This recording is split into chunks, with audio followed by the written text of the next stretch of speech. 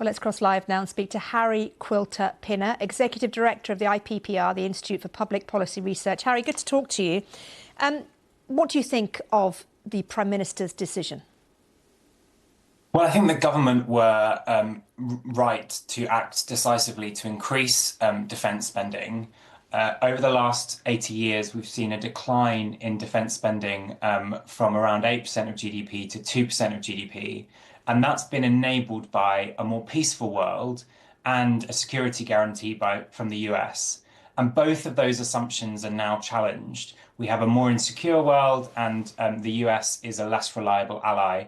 And that means countries like the UK has to stand up and pay its way on defence. However, I do think the decision to fund that from cuts in the aid budget might come back to haunt the government. That aid budget is what allows us to build relationships with partners across the world, and other countries are stepping in to fund those commitments, like China and Russia. And that means more influence going to those countries and not to us. But then the question arises, where did the government get the money from?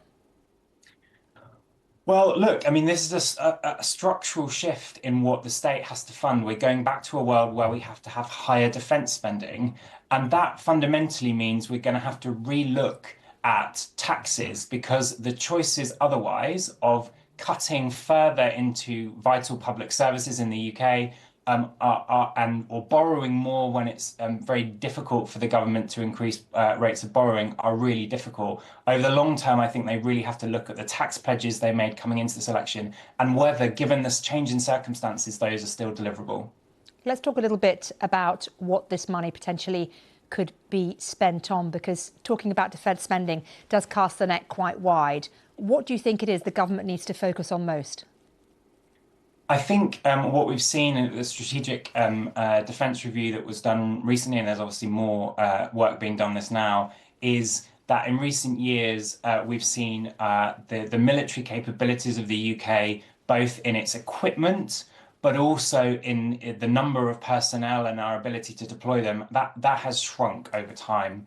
And what we need to do now is make sure that if we are faced with an existential challenge in Europe, which is what European leaders are now talking about in Russia, we have the capabilities to contribute both in our own efforts, but also with our European allies to protecting European and UK citizens from that threat. So that means both the technology and the equipment that we need, but also the size of our forces.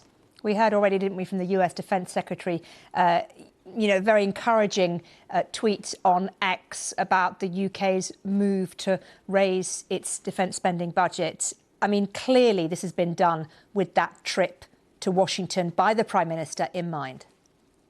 Yeah, absolutely. I mean, I think one of in addition to the need to have the capability to actually secure the British borders and our citizens, this is also about our ability to negotiate successfully with the US, with European partners on our role in the world. And Keir Starmer absolutely will want to go to the US, having met a condition that Trump has set to European leaders, which is if you pay your way, if you contribute and meet the targets on defence spending that have been set as part of NATO, the Americans are happy to stand by their commitments. But if European allies are not willing to do that, then that security guarantee looks much less certain. And Keir Starmer will want to stand out of the pack in having stood up and invested in British defences. Harry Quilter-Pinner from the IPPR, it's good to talk to you. Thanks once more for joining us on The World Today.